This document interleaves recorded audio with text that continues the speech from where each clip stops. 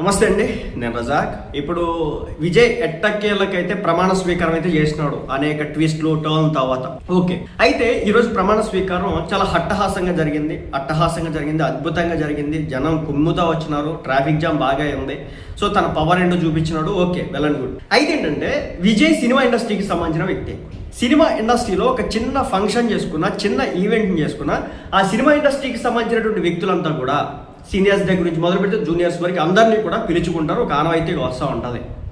కానీ తమిళనాడు రాష్ట్రానికి అత్యధిక మెజారిటీతో సీట్లు సంపాదించుకొని ఆ రాష్ట్రంలో ఒక ప్రధానమైనటువంటి పార్టీగా ఎదిగి అదే సినిమా ఇండస్ట్రీలో ఉన్నటువంటి వ్యక్తి అయినటువంటి విజయ్ తనతో పాటు పనిచేసినటువంటి తోటి హీరోల్ని కావచ్చు, తన డైరెక్టర్ని కావచ్చు, ప్రొడ్యూసర్ని కావచ్చు, హీరోయిన్స్ని కావచ్చు, యాక్టర్స్ని కావచ్చు, ఎక్కడ కూడా పిలిచినట్టయితే కనిపించలేదు.